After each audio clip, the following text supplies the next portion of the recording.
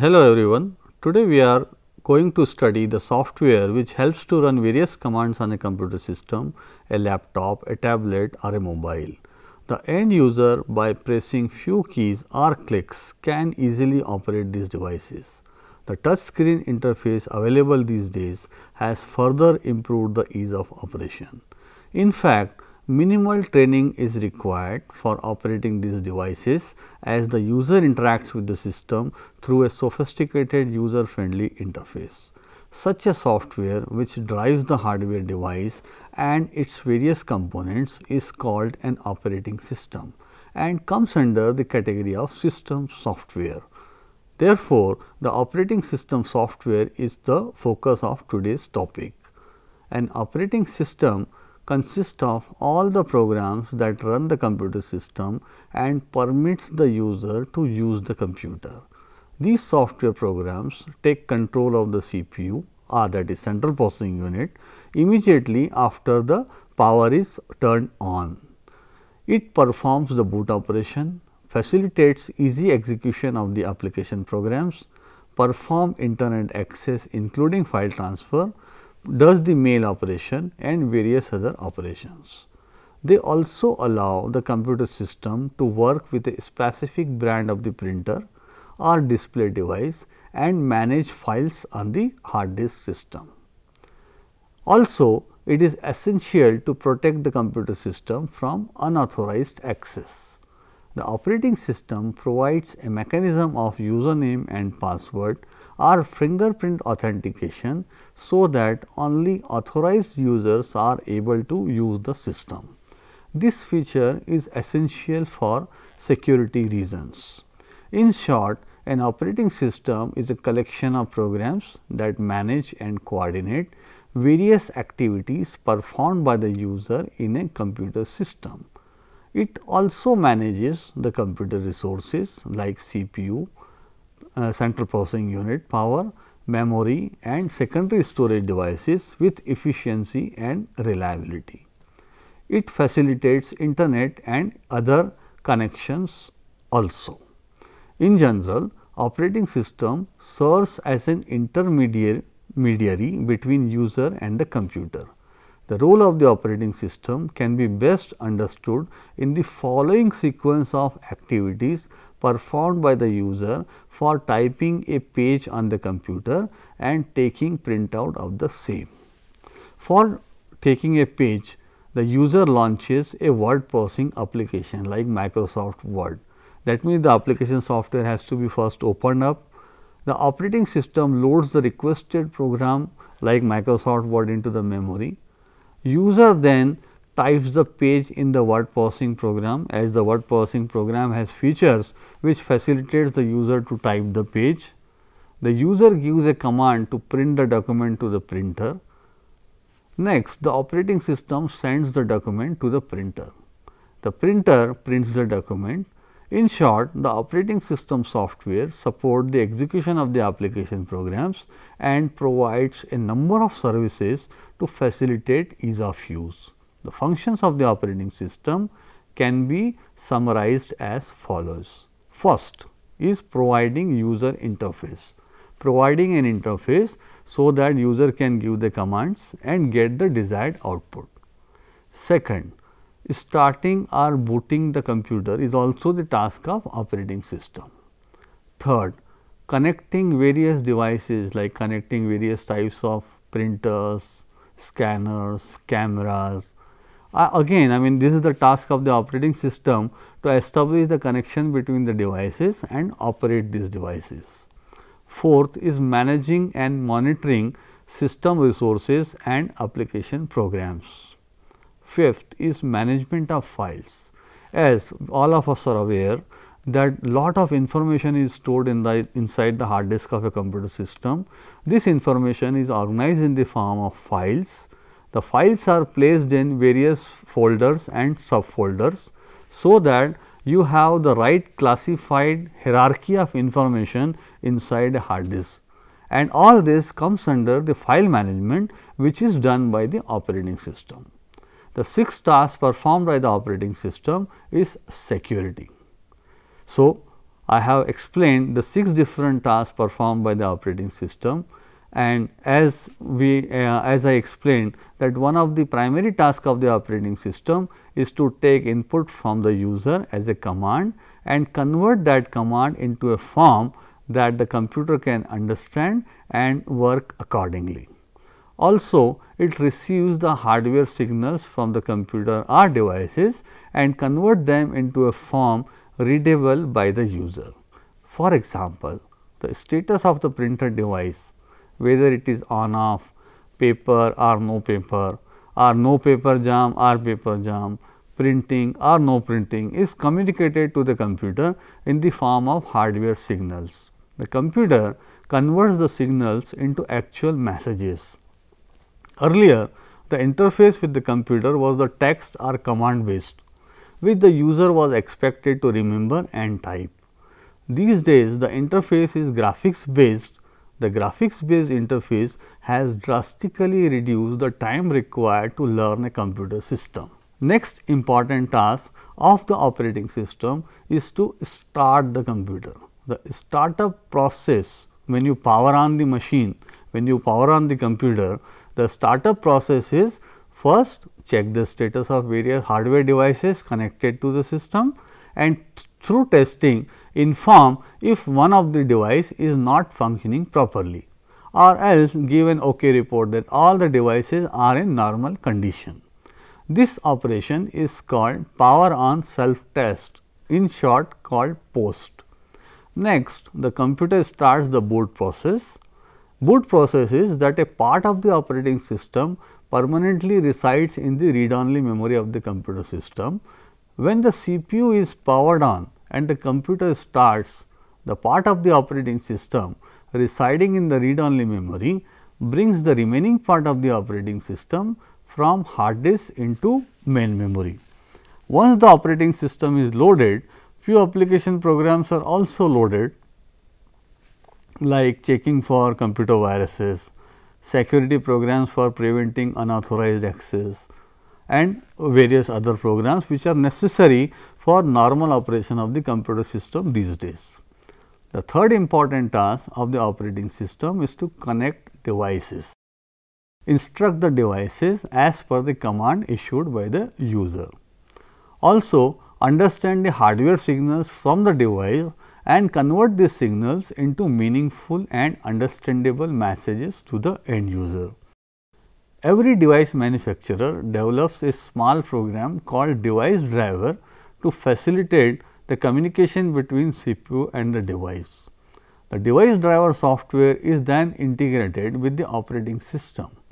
These devices, if a new device is connected, the operating system automatically installs the required device driver so that the connected hardware is ready to use.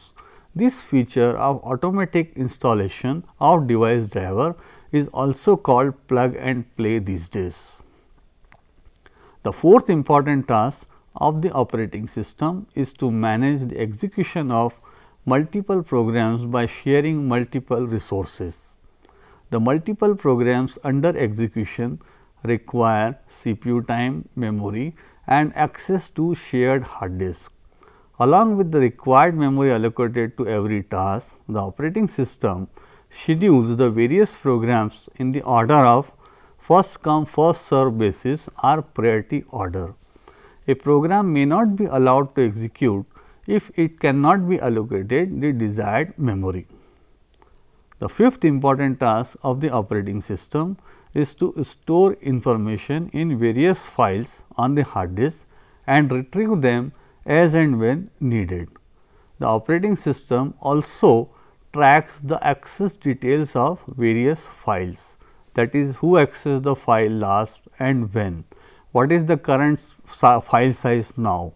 The files in the hard disk are organized in the form of folders and subfolders within them. The files and folders are viewed in the hierarchical format. The top of the hierarchy is called a root folder.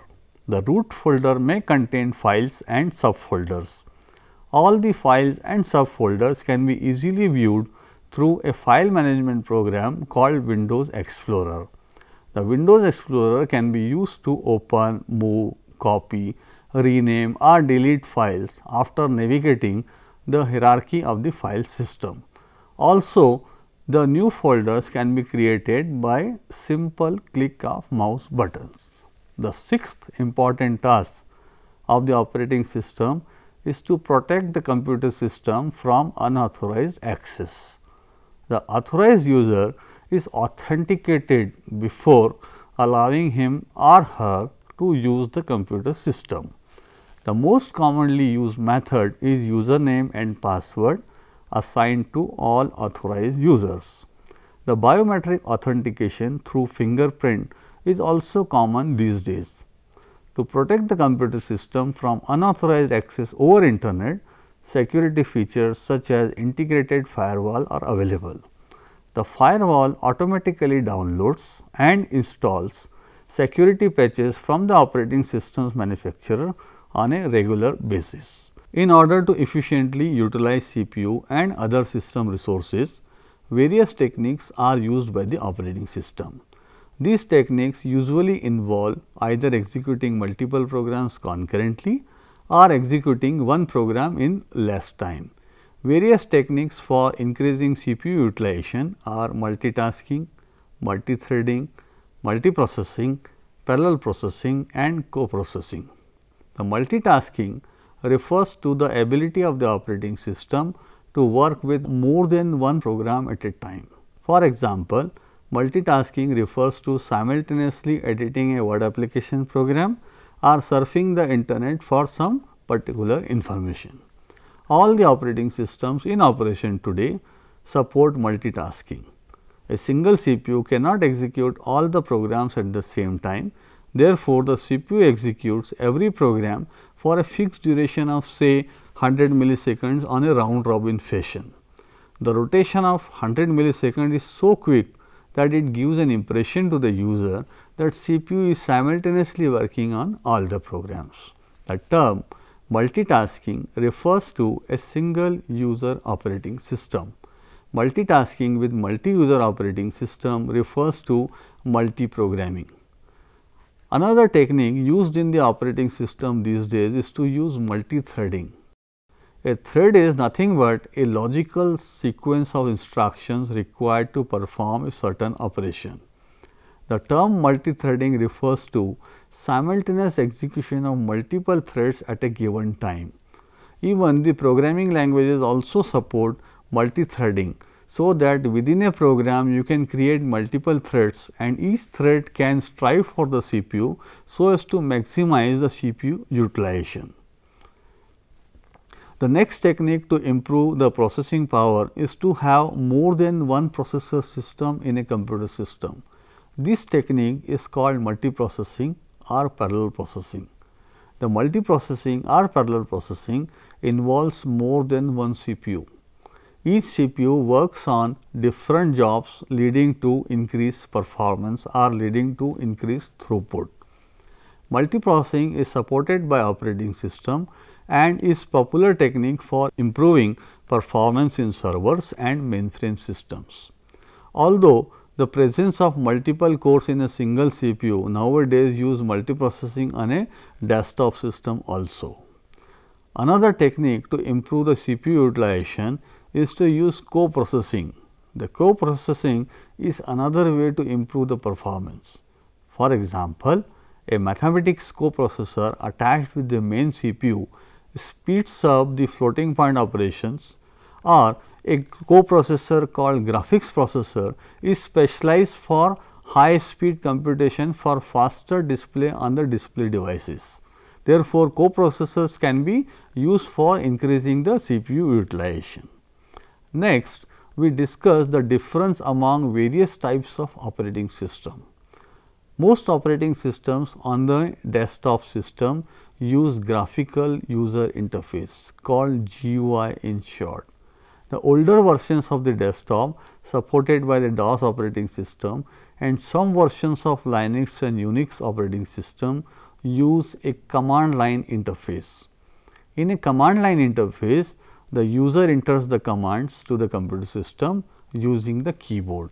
The command is executed if entered in the desired format along with the requisite parameter and is free from syntax and grammatical errors. Therefore, in order to make use of command line interface, it is essential for the operator or the user to remember the syntax of the command, to remember the various parameters which are required to command, and then putting up all the commands and the parameters in a right syntax without any grammatical error, then only the command will work properly, otherwise the operating system will throw an error message. In contrast to a command line interface, the graphical user interface allows the user to issue commands to the computer system using icons, buttons and menu items. The selection of these objects on the screen is done using mouse or other pointing devices. The popular operating systems on the desktop system are Windows XP, Vista, Windows 7, Mac OS, Linux and Unix. The operating systems such as Windows, Mac and Linux are available on the server systems also. The server operating system is installed on the server. The personal computers are attached to the server over a network. The personal computers may also need a special client software to access the server over the network. For connecting the PC to the server, the username and password are entered by the user for authentication. Once authenticated, the server resources are granted to the client by the server operating system on a shared basis. That means, a server operating system allows the remote access to the server through the various client devices. Next are the operating systems for mobile and handheld devices. Windows Embedded is an operating system designed for devices such as cash registers, ATM machines, thin clients and consumable electronic devices. The Windows Embedded also drives and operate devices like point of sale terminals, digital cameras and DVD players. That means, the actions performed by these devices through various interface buttons are controlled by a tiny operating system called Windows Embedded. A variant of Windows Embedded operating system is Windows Automotive, which is an embedded operating system used in automobiles. The Windows Mobile is popular in mobile and other tablet devices. The Palm OS and embedded Linux are also popular on mobile and handheld devices. These days, the Symbian and Android operating systems are most popular in smartphones and also called the leaders in the smartphone operating systems. The Symbian OS is an advanced multi-threaded multitasking operating system and provides support for internet browsing, email, handwriting recognition, process synchronization, gaming support and the common applications supported on all the mobile phones. The Symbian OS has a flexible user interface framework that enables the mobile manufacturers to develop and customize user interfaces. You may be having the 10 different type of mobile handsets. All 10 might be having different user interface, but probably may be running on the same Symbian operating system, and it is possible because of the flexible user interface framework provided by the Symbian operating system, which facilitates the mobile manufacturer to give their own user interfaces, though at the core of it you may be having the same Symbian operating system. The Android operating system is developed by Google and supported and adopted by leading smartphone manufacturers including Samsung, LG, Sony and other major mobile manufacturers. Over and above the standard features like contacts, clock, calculator, mail, internet, display, sound and connectivity settings, there are thousands of applications developed over the Android and are increasing the popularity of this operating system day by day. In the last, we discussed the operating system used on large mainframes, high-end servers and supercomputers. The mainframes and high-end servers are known for their reliability. The operating system of a mainframe computer is free from viruses and secondary storage devices are optimized for better performance and reliability. The IBM mainframes are powered by the operating system like OS/390 and MVS. The Sun machines are powered by Solaris operating system. Many IBM mainframe computers use AIX, that is a version of Unix developed by IBM. The world's fastest computer BlueGene/L runs Linux. These operating systems on mainframe are designed for reliability and fail-safe operation. That means, the reliability of the mainframe is so high that hard disk, once you store any information, the information on the hard disk is preserved for years on any mainframe system, and that is possible because of the various technology used by the operating system to store the information on the hard disk in a manner that it is free from any corruption. Also, it is free from any type of virus. So, in short, what we have learned today is the function and the role of operating system in the operation of any device, whether it is a desktop system or a laptop system or a mobile or a tablet or a large mainframe or a server system. It cannot run without the operating system software in between. Also, we have learned the various types of operating systems for desktop servers, what are the differences across the operating system between these different type of systems. And also we have learned the various techniques the operating system uses for increasing the utilization of various resources like CPU and main memory. We have learned multitasking, multi-threading, multiprocessing, parallel processing and co-processing to increase the resource utilization. Thank you.